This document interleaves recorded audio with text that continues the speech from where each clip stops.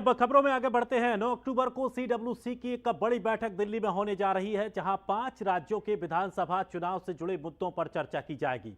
मध्य प्रदेश से लेकर और छत्तीसगढ़ को लेकर इस बैठक में विशेष फोकस रखा गया है। राजनीतिक हालात, जाति जनगणना को लेकर भी इस बैठक में चर्चा होगी। साथ ही साथ जांच एजेंसियों के दुरुपयोग को लेकर भी चर्चा की जाएगी और राजनीतिक और आर्थिक मुद्दों पर भी चर्चा संभव है। तो दिल्ली में 9 अक्टूबर को सीडब्ल्यूसी की बैठक होगी और इस बैठक में मध्य प्रदेश और छत्तीसगढ़ को लेकर विशेष रूप से चर्चा की जाएगी। 5 राज्यों के विधानसभा चुनाव से जुड़े मुद्दों पर भी चर्चा होगी, लेकिन फोकस मध्य प्रदेश और छत्तीसगढ़ पर रहेगा। राजनीतिक हालात, जाति जनगणना को लेकर के भी इस बैठक में चर्चा होगी।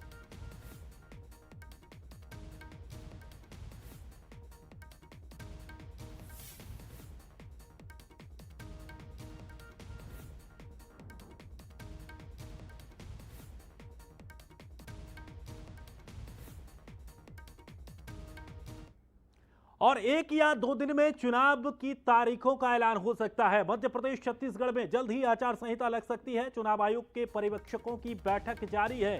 5 राज्यों की चुनाव तैयारियों को ईसी को इसकी जानकारी दी जाएगी और मध्य प्रदेश में 1 चरण में चुनाव हो सकता है, ऐसी संभावनाएं जताई जा रही हैं। तो वहीं छत्तीसगढ़ में 2 चरणों में चुनाव संभव है। बड़ी अपडेट आपको बता दें, मध्य प्रदेश और छत्तीसगढ़ में जल्द ही आचार संहिता लग सकती है। चुनाव आयोग के पर्यवेक्षकों की बैठक जारी है। 5 राज्यों की चुनावी तैयारियों की इलेक्शन कमीशन को पहले जानकारी दी जाएगी। कितनी तैयारियां हो चुकी हैं, कितने वो तैयार हैं, और अब ये माना जा रहा है कि मध्य प्रदेश में 1 चरण में चुनाव हो सकता है। तो वहीं छत्तीसगढ़ में 2 चरणों में चुनाव संभव बताया जा रहा है।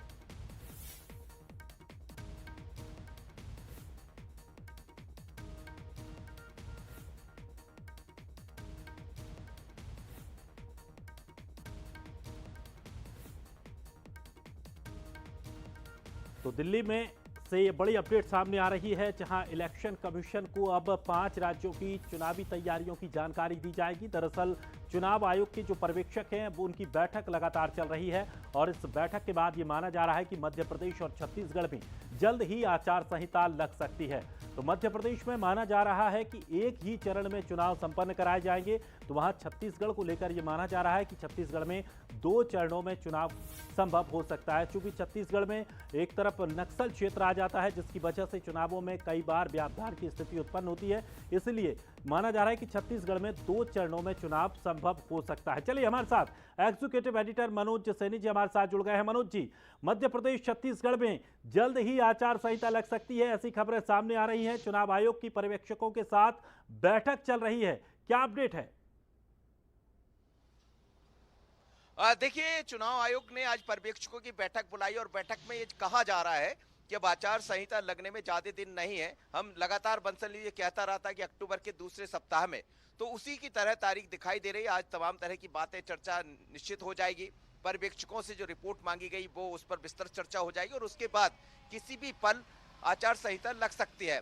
यानी निर्वाचन का जो कार्य है, चुनाव का जो कार्य है, वो सामने आ सकता है। संभावना ये जताई जा रही है कि मध्य प्रदेश में 1 चरण में चुनाव कराए जा सकते हैं, जबकि छत्तीसगढ़ में 2 चरणों में चुनाव हो सकते हैं। वजह भी यही है कि कुछ वहां के नक्सल क्षेत्र रहे हैं, उसको लेकर संभावना यह है कि चुनाव आयोग वहां 2 सत्रों में चुनाव कराएगा और मध्य प्रदेश में 1 उसमें चुनाव देखा जा सकता। लेकिन तारीख की जो बात कही जा रही है, दिसंबर के पहले सप्ताह में संभावना यह है कि तारीख दिखाई देगी जिसमें मतदान होंगे। तो कुल मिलाकर अब वो घड़ी आ गई है जिसका इंतजार है सभी राजनीतिक दलों को और तमाम लोगों को कि आखिर वो कौन सी तारीख होगी जिसमें निर्वाचन होना है। तो लगभग ये मानकर चलिएगा कि सोमवार को या आज ही तारीख तय कर दी जाएगी। चुनाव आयोग अपना निर्णय ले सकता है, जिस तरह पर्यवेक्षकों के साथ बैठक चल रही है, और उसके बाद जो तारीख सामने आएगी उसकी संभावना भी बिल्कुल। और ये उम्मीद मानी जा रही है कि 1 या 2 दिन में चुनाव आयोग चुनाव की तारीखों का ऐलान कर सकता है। शुक्रिया हमारे साथ जुड़ने के लिए मनोज जी।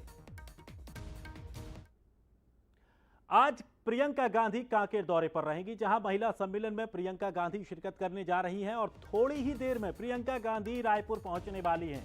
रायपुर से वो कांकेर के लिए रवाना होंगी और ये माना जा रहा है कि दोपहर 3 बजे प्रियंका गांधी दिल्ली वापस लौट जाएंगी। तो वहीं कांग्रेसियों ने भी इस कार्यक्रम को लेकर जोर शोर से तैयारियां की हैं। माना जा रहा है कि 1 लाख से ज्यादा भीड़ जुटने का अनुमान लगाया गया है। तो आज प्रियंका गांधी का कांकेर दौरा है, महिला सम्मेलन में वो शिरकत करेंगी और थोड़ी ही देर में वो पहुंचने वाली।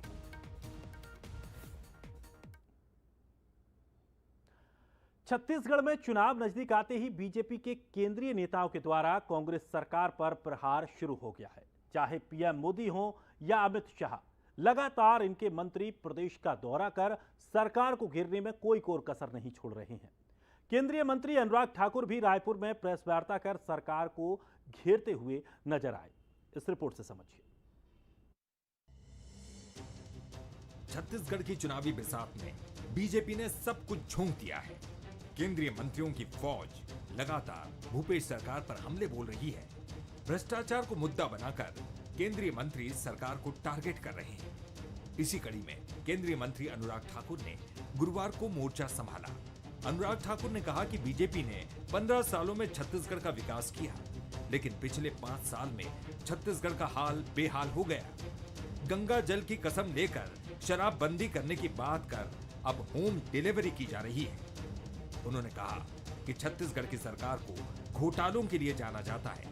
अनुराग ठाकुर के बयान पर पलटवार करते हुए मुख्यमंत्री भूपेश बघेल ने उनको अडानी का नाम लेने की चुनौती दी। मुझे लगता है पिछले 5 वर्षों में छत्तीसगढ़ के युवा ने अपने आप को ठगा हुआ पाया है। एक ऐसी सरकार जो बड़े वायदे करके आई थी, लेकिन जिस राज्य का मुख्यमंत्री का कार्यालय और निकट अधिकारी और वो लोग जो भ्रष्टाचार में इतने डूबे हुए पाए जाएं, वो अपने आप एक संदेश देते हैं। भाई ऐसा है, अडानी को लूट लूट के जो दिए हैं, हमने तो रोका छत्तीसगढ़ में, तो थोड़ा अडानी को कितना लुटाएं उसके बारे में भी अनुराग ठाकुर जी बोल दे, उसमें हिम्मत है तो एक बार तो बोले। 15 साल तक छत्तीसगढ़ की सत्ता में काबिज रही बीजेपी को 2018 में करारी हार का सामना करना पड़ा। अब 2023 में सत्ता का शिखर हासिल करने के लिए बीजेपी के केंद्रीय नेताओं ने मोर्चा संभाल रखा है। वहीं कांग्रेस को अपने छत्तीसगढ़ मॉडल पर भरोसा है। कुल मिलाकर छत्तीसगढ़ की चुनावी महाभारत इस बार विकास बनाम भ्रष्टाचार होती दिखाई पड़ रही है। कुलेश्वर पांडे, बंसल न्यूज, रायपुर। तो छत्तीसगढ़ में राजनीतिक माहौल गरमाया है। बीजेपी प्रत्याशियों की सूची लीक होने पर भी अब छत्तीसगढ़ में बवाल मचा है और यह माना जा रहा है कि जो नाम फाइनल हुए हैं उसमें से 10 नामों को बदला जा सकता है। दूसरी सूची के लिए नामों पर दिल्ली में मंथन चल रहा है, जहां पर बीजेपी प्रदेश अध्यक्ष अरुण साव, पवन साय, अजय जामवाल मौजूद हैं और ये नामों को लेकर चर्चा चल रही है। ऐसा माना जा रहा है कि जो बीजेपी की एक दूसरे प्रत्याशियों की सूची लीक हुई थी, उस सूची में जो नाम सामने आए, उन नामों के सामने आने के बाद बीजेपी में ही अंदर बवाल की स्थिति बन गई और उसके बाद उनका विरोध किया गया। हाईकमान ने नाराजगी जताई और अब यह माना जा रहा है कि लगभग 10 नाम इसमें से बदले जा सकते हैं। तो वहीं बीजेपी में टिकट घमासान पर मचे बवाल पर मंत्री अमरजीत भगत का बयान सामने आया। उन्होंने कहा कि दूसरे से उलझने से और घेरने के चक्कर में बीजेपी खुद ही उलझती नजर आ रही है। बीजेपी पर शनि ग्रह का साया है और इन्हें अब कोई नहीं बचा सकता। उन्होंने कहा कि इनका सत्ता हासिल करने का सपना भी टूट जाएगा और इनके प्रत्याशी चुनाव तक मैदान में टिकेंगे या नहीं, ये भी नहीं कह सकते। साथ ही उन्होंने कहा कि बीजेपी केंद्रीय एजेंसियों के भरोसे चुनाव जीतना चाहती है। उन्होंने एजेंसियों से भी कहा कि देश की एजेंसियों को निष्पक्ष रहना चाहिए। अंतरकला में फंसा हुआ है बीजेपी और इनके ऊपर जो है ना शनि का ग्रह लग गया है और इसको कोई बचा नहीं सकता बीजेपी को। इनका जो सत्ता का सपना है वो चूर चूर हो गया है और जो लोगों को पहले लोग की टिकट दिए थे, लोग चुनाव तक मैदान में टिकने लायक रहेंगे कि नहीं रहेंगे, इसी पे भरोसा नहीं। ये अंतरकला में फंसा हुआ है। तो छत्तीसगढ़ बीजेपी की संभावित लिस्ट पर घमासान अब थमने का नाम नहीं ले रहा है। प्रदेश में जगह जगह विरोध, नारेबाजी और पुतला दहन की तस्वीरें भी सामने आई। तो प्रदेश संगठन के दिग्गजों को दिल्ली तलब किया गया। इस बीच नाम बदलने के भी संकेत दिए जा रहे हैं, लेकिन बीजेपी की लिस्ट पर क्या कुछ सियासत हो रही है उसको भी समझना जरूरी है। इस रिपोर्ट में समझिए।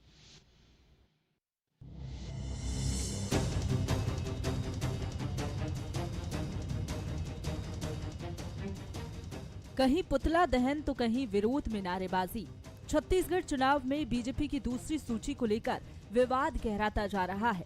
केंद्रीय चुनाव समिति की बैठक के बाद संभावित सूची लीक होने से बीजेपी में हड़कंप मचा है, तो नाराजगी भी नजर आ रही है।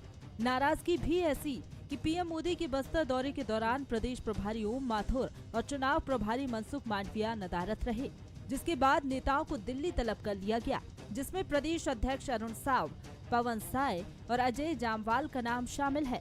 वहीं सूची लीक होने को लेकर कहा जा रहा है कि करीब 2 दर्जन सीटों पर नाम बदले जा सकते हैं। दिल्ली दौरे से पहले साव भी कहते नजर आए थे कि ये सूची आधिकारिक नहीं है। पार्टी ने अभी अधिकृत रूप से कोई प्रत्याशियों की सूची जारी नहीं की है। मुझे केवल अभी इतना कहना है कि पार्टी की तरफ से अभी अधिकृत रूप से प्रत्याशियों की सूची जारी नहीं हुई है। कयास तो थे कि बीजेपी की दूसरी सूची पीएम के दौरे के तुरंत बाद जारी कर दी जाएगी, लेकिन ऐसा नहीं हो सका। माना जा रहा है कि सूची लीक होने, बढ़ते विरोध और दिग्गजों की नाराजगी के चलते सूची जारी नहीं की गई। हालांकि बीजेपी की सूची को लेकर कांग्रेस तंज कसने से नहीं चूकी।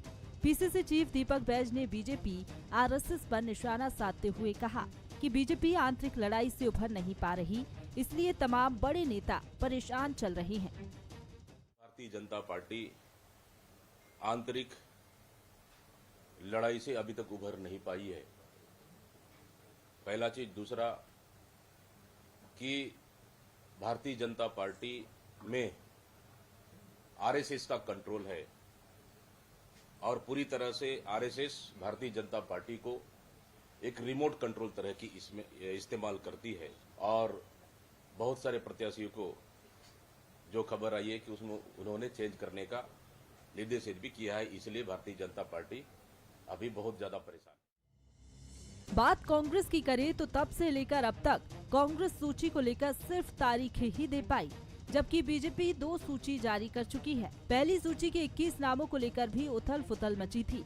अब संभावित सूची को लेकर अंतर्विरोध खुलकर सामने आ रहा है। सत्ता की राह तलाश रही बीजेपी के लिए क्या अंतर्विरोध, नाखुश कार्यकर्ता और उम्मीद में बैठे प्रत्याशियों को टिकट न मिलना भारी पड़ेगा, और इस पर बीजेपी क्या एक्शन लेती है, इसका जवाब चुनावी नतीजे ही बताएंगे। Bureau report, Bansal news. अब परेशानी कुछ भी हो, लेकिन बीजेपी के पास एक अच्छी बात है कि संगठन इतना मजबूत है कि किसी भी तरह की परेशानी से वो निकलकर बाहर आ ही जाते हैं। फिलहाल आज इस ENA बुलेटिन में इतना ही। लगातार अपडेट के लिए आप देखते रहिए बंसल न्यूज।